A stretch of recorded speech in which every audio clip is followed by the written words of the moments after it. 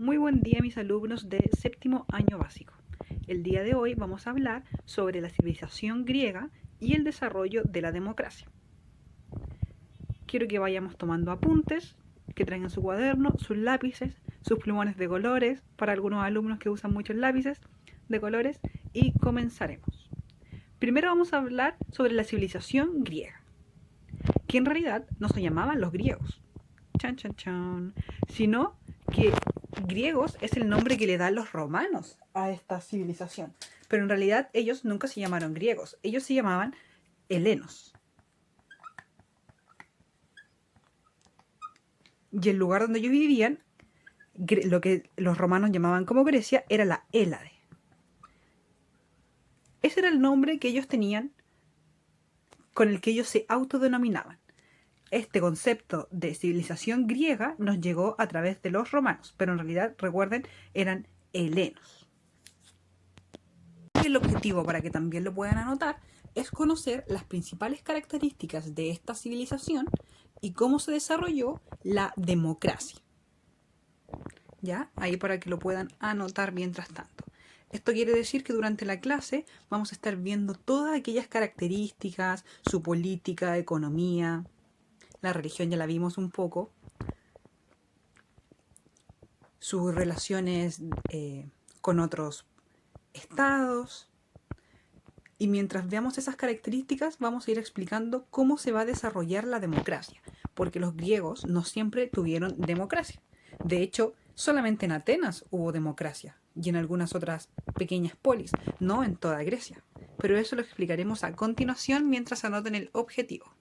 En la clase pasada les comenté que en el origen de la civilización griega se conformó por la combinación de distintas culturas que llegaron a la península de los Balcanes, como por ejemplo los micénicos, los minoicos que llegaron a lo que ahora es la isla de Creta, los aqueos, los jónicos, eólicos, y todas estos pequeños pueblos tenían distintas costumbres y terminaron mezclándose en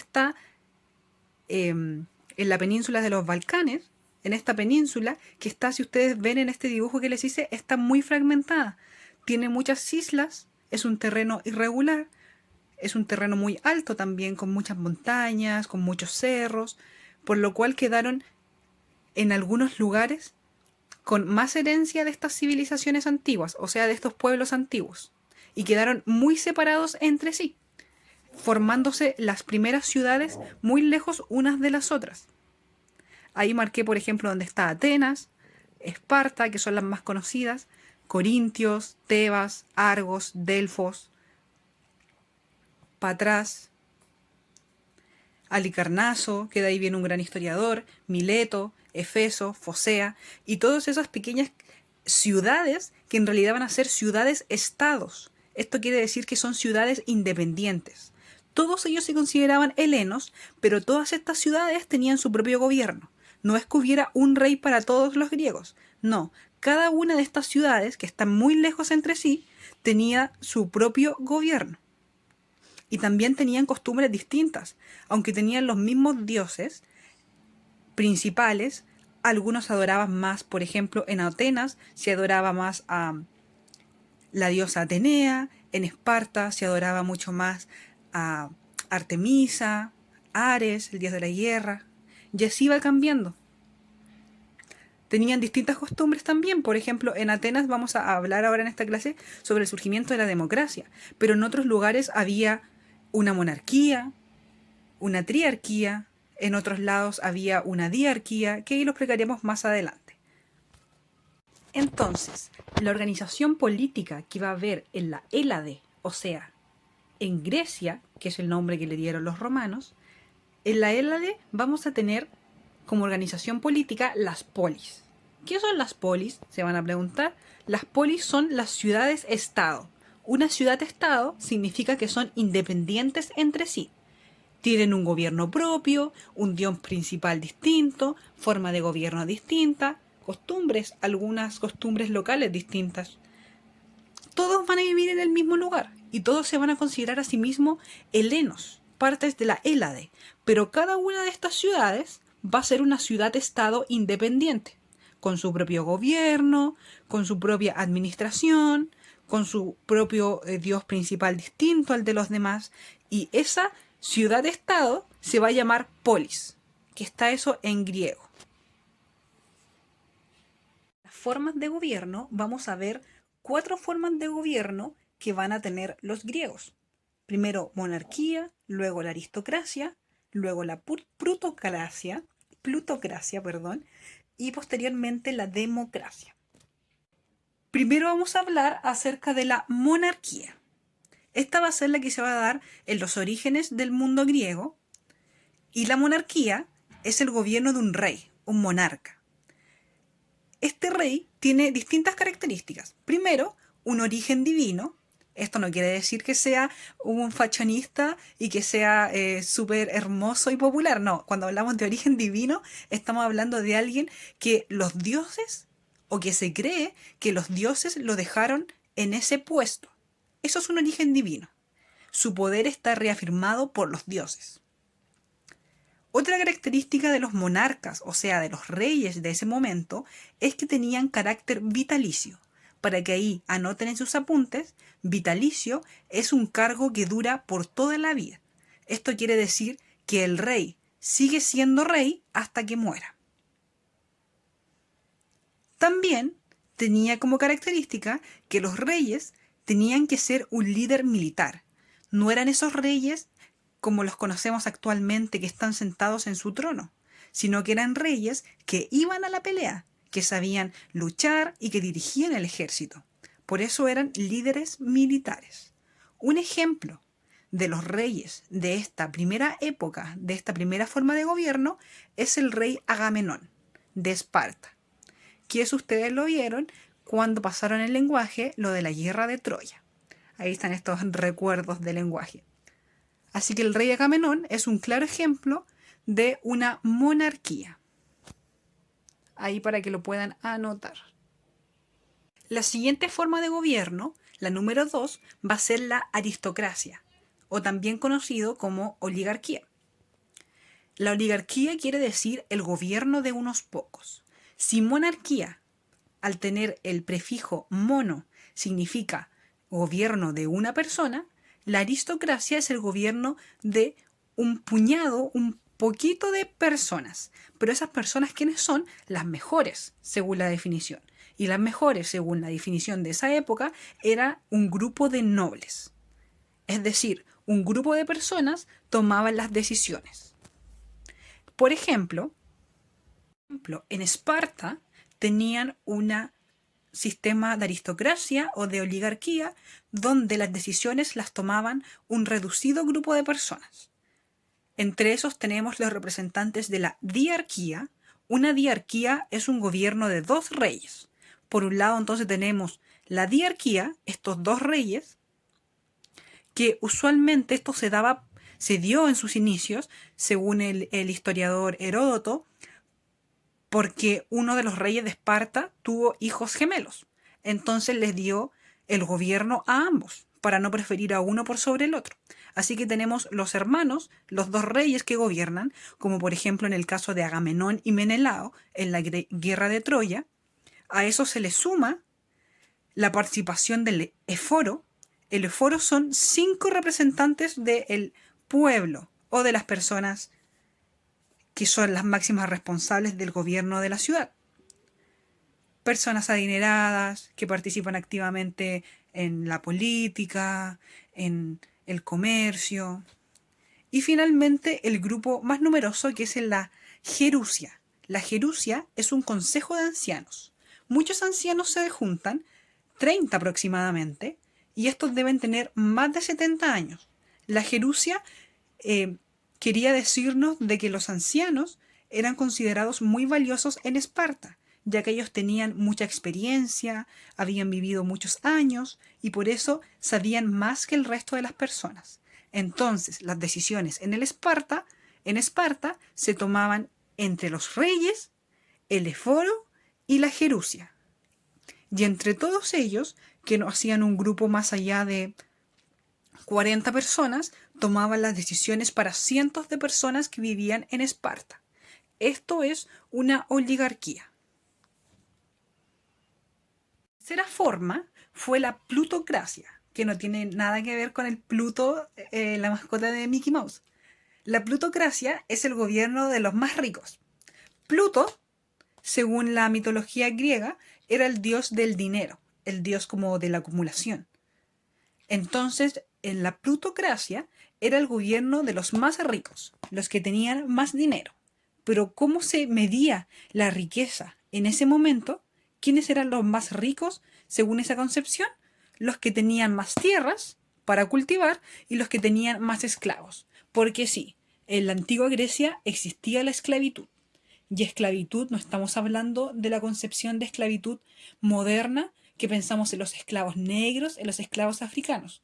Podían haber esclavos blancos. Un esclavo era toda aquella persona que quedaba reducida a su libertad, ya sea por motivos de prisioneros de guerra o porque debía mucho dinero o tenía muchas deudas o compromisos.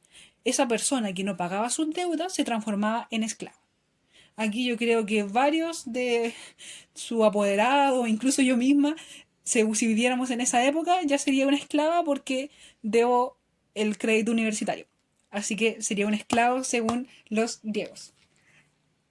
Y el dueño, mi dueño, si yo fuera una esclava en ese momento, sería parte de esta plutocracia. Porque al tener muchos esclavos y ser muy ricos, podían tomar parte en el gobierno y las decisiones de ese lugar. La última forma de gobierno, la cuarta forma de gobierno, fue la democracia. Demos viene del griego que significa pueblo y kratos, que es gracia, del griego que significa gobierno. La democracia es, como dice el significado de cada una de sus frases, es el gobierno del pueblo. En este tipo de gobierno participan sin distinción y de forma directa todos los ciudadanos en la toma de decisiones. Para eso debemos saber quiénes eran los ciudadanos en la antigua Grecia. Porque el concepto de ciudadanos que se tenía en la antigüedad no era lo mismo que el concepto de ciudadanos que se tiene actualmente. El momento en que apareció la democracia fue llamado el siglo de Pericles. La democracia apareció en Atenas en el siglo VI a.C.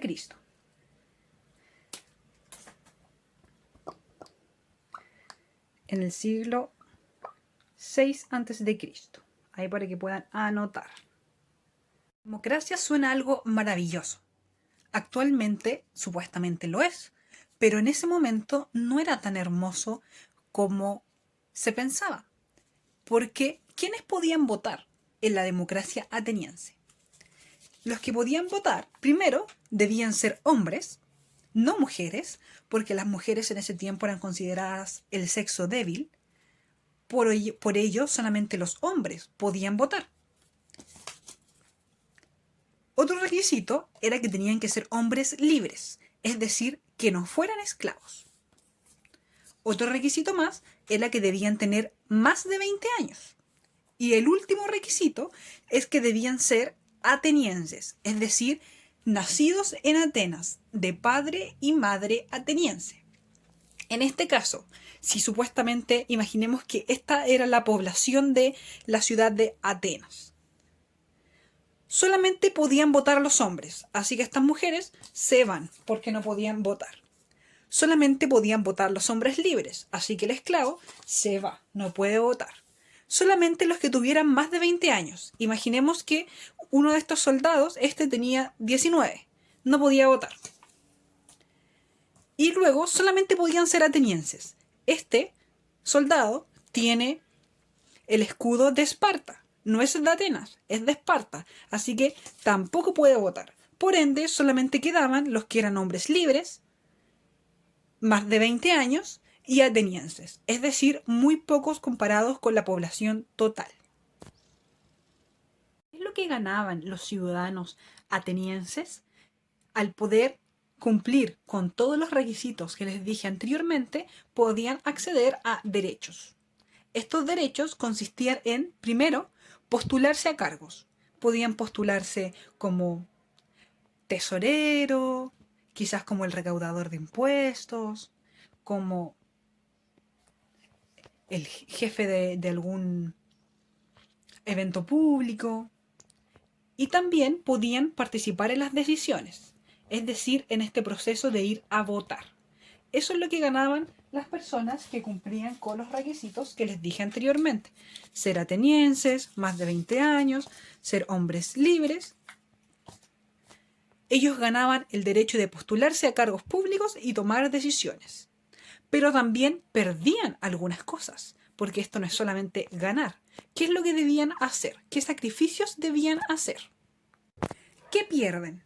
Primero, deben acatar todo lo que se decida en esta reunión, en esta democracia. Por ende, si tienes el derecho de postularte a un cargo público, como por ejemplo ser el orador de esta reunión, tienes que acatar. No puedes decir que no. Y debes cumplir con lo que ese puesto, ese cargo público te pide. Número 2, debes pagar impuestos. Debes entregar una suma de dinero o de especies o de productos para pagar a la comunidad lo que se conoce como impuestos, es decir, una pequeña porción del dinero de todos los ciudadanos que va al Estado, es decir, en este caso a la ciudad-estado. Y número 3, debes participar en el servicio militar obligatorio. Todos los ciudadanos atenienses, si querían poder participar de la toma de decisiones, tenían que hacer el servicio militar. Se realizaban estas votaciones en el ágora. El ágora era la plaza pública de la polis, es decir, de la ciudad-estado. Todas las polis estaban conformadas por, en la cima tenían sus templos. En la cima tenían ahí, por ejemplo, en Atenas, el Partenón, el templo que estaba dedicado a la diosa Atenea, que es lo que se llama la Acrópolis, lo que está en la cima. Y en las partes bajas de la polis tenían lo que se conocería como la ciudad o el pueblo. Y ahí tenemos las casas, y dentro de este espacio que está en lo bajo de la ciudad, encontramos la plaza pública. Ahí intenté hacer un dibujo de la plaza pública que tiene muchos árboles, bancas y tiene esta especie de escenario que es, por ejemplo, ustedes han ido a la Plaza Victoria y visto que tienen como una especie de escenario que ahí siempre se ponen a bailar los que hacen breakdance. Pero tiene como una especie de escenario al frente de la pileta que tiene una... es que no sé cómo se llama ese espacio en realidad, pero tiene como un techito y un escenario.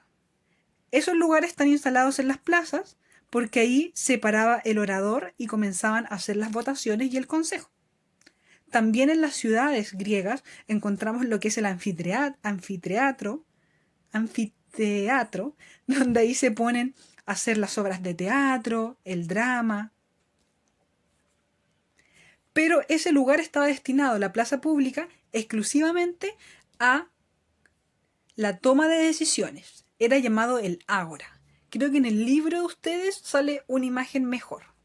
En la página 80 del libro tienen una imagen de cómo es las reuniones en el ágora, la participación en la asamblea.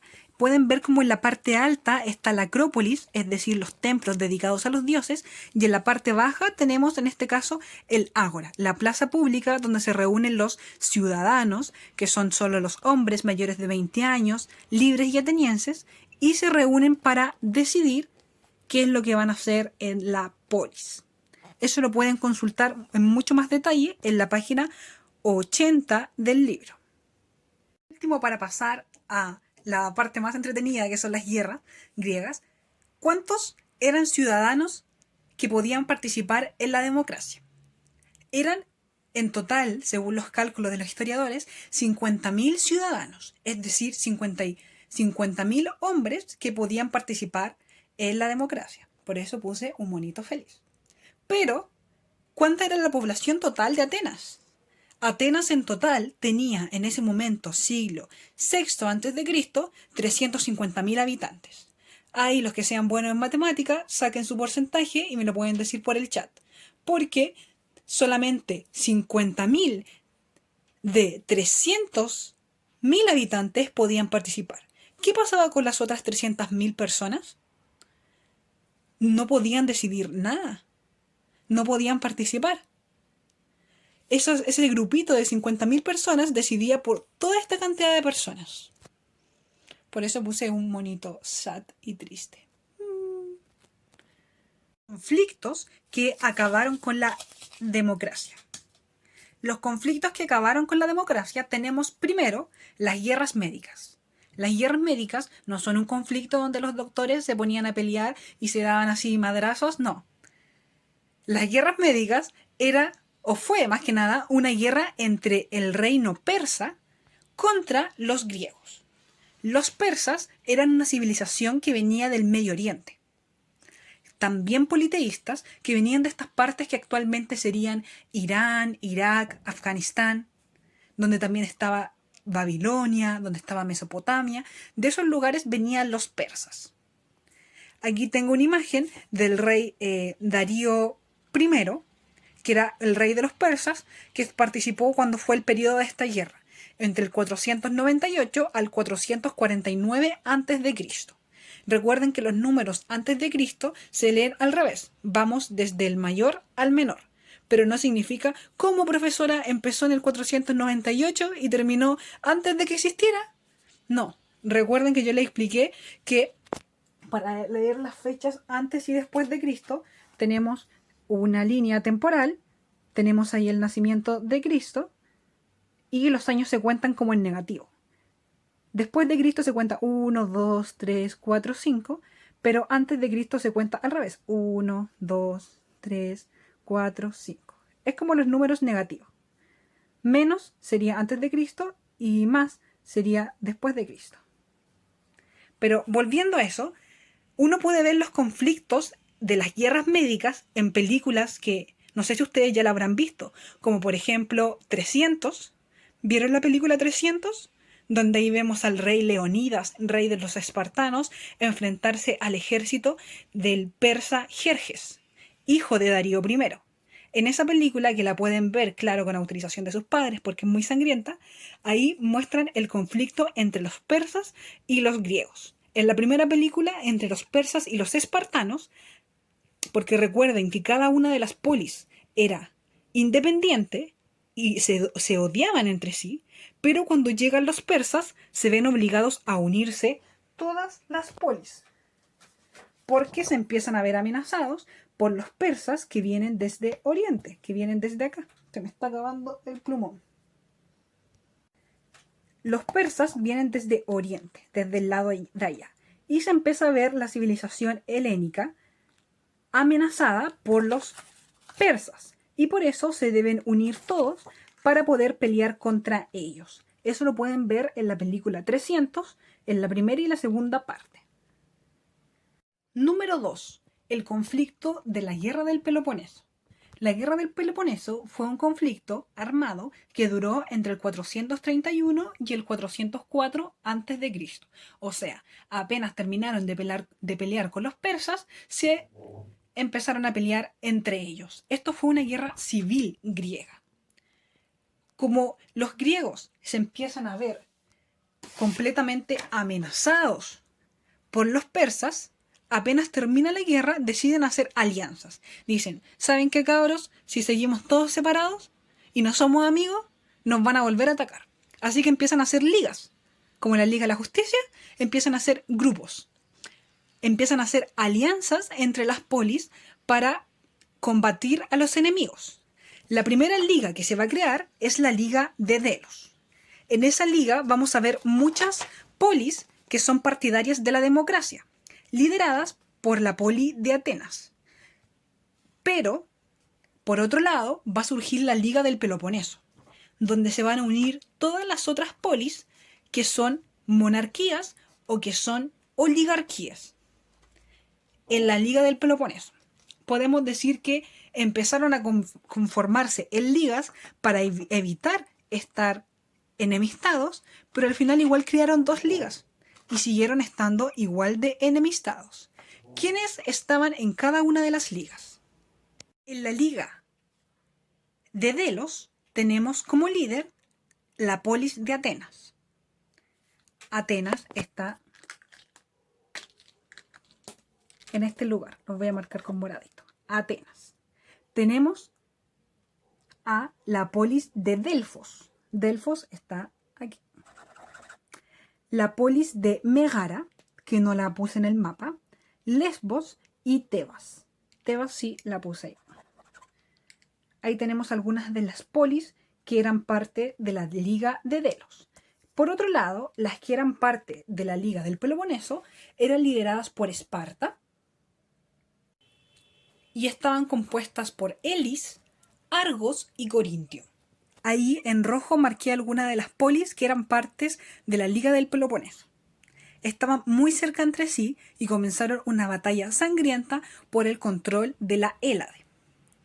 La Liga de Delos representaba la democracia ateniense, la Liga de Delos, y la Liga del Peloponeso representaba la oligarquía o la monarquía espartana. Espartanos y atenienses comenzaron una batalla sangrienta que les dejó muy, muy debilitados. A todo esto puse un búho porque el símbolo de los atenienses es un búho, una lechuza, que era la que representaba a la diosa Atenea. Así que ahí empezaron a pelear y comenzaron una batalla ultra violenta. Y finalmente, luego de la guerra del Peloponeso, donde resulta vencedora la Liga del Peloponeso, es decir, Esparta, se produce una invasión por el estado de Macedonia.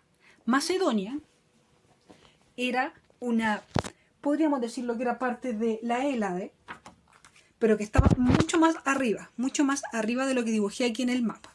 Y ellos, que habían pasado desapercibidos por siglos, en el año 342 a.C., lideradas por el rey Filipo II, comienzan a invadir la Hélade y comienzan a avanzar por toda la península de los Balcanes, conquistando y subyugando a las polis griegas. Y como ellos habían estado prácticamente todo el siglo luchando, peleando con persas, con atenienses, con espartanos, ya estaban muy debilitados, por lo que no pudieron frenar la invasión de Macedonia. Pero la invasión de Macedonia fue mucho más allá. No se quedó en la península de los Balcanes, sino que se extendió por la península de Anatolia y siguió mucho más allá, de la mano del gran conquistador emperador Alejandro Magno. ¿No les suena el nombre de Alejandro Magno? Uno de mis personajes históricos favoritos. Alejandro Magno conquistó todo lo que fue Grecia y después se propuso conquistar el reino de Persia y conquistó incluso el reino de Persia. Y luego siguió avanzando hasta llegar a la India, conformando así el primer imperio más grande del mundo en ese momento. Y allí veremos, ya cuando empecemos a hablar de los romanos, que la Hélade, los griegos, comienzan en una decadencia. Ya no tienen democracia porque ganó la aristocracia y la monarquía y comienzan en descenso hasta que son anexados por el imperio romano que veremos en las siguientes clases.